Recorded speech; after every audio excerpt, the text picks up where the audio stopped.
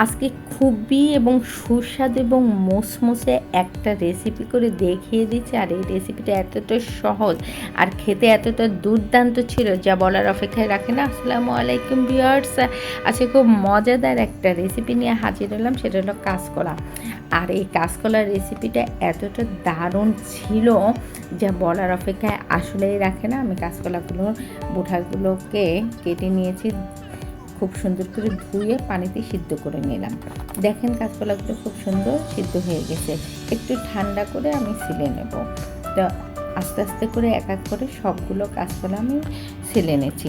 আমার ভিডিওটা যদি ইউটিউব থেকে দেখে থাকেন অবশ্যই সাবস্ক্রাইব করে পাশে থাকবেন, ফেসবুক থেকে দেখে থাকলে ফলো দিয়ে পাশে থাকবেন।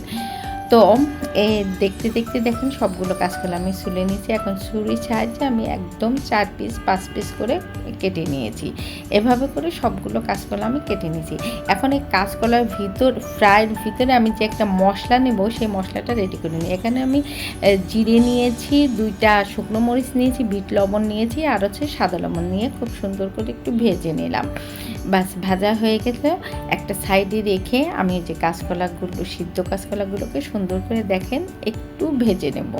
খুব বেশি ভাজা না, জাস্ট দেখেন সুন্দর একটা কালার আসছে, এ পর্যন্ত ভেজে নিয়েছি। এখন আমি কাঁচকলাগুলোকে উঠিয়ে নিচ্ছি। উঠিয়ে নিয়ে একটা গ্লাসের সাহায্যে এই ভাজা কাঁচকলাগুলোকে দেখেন কতটা সুন্দর করে চাপ দেওয়ার সাথে একদম চ্যাপ্টা হয়ে যাচ্ছে। এইভাবে করে সবগুলো সিদ্ধ কাঁচকলা আমি চ্যাপ্টা করে নেব। এখন ওই কাঁচকলাগুলোকে আবার ফ্রাই প্যানে আমি ভেজে নিচ্ছি দেখেন।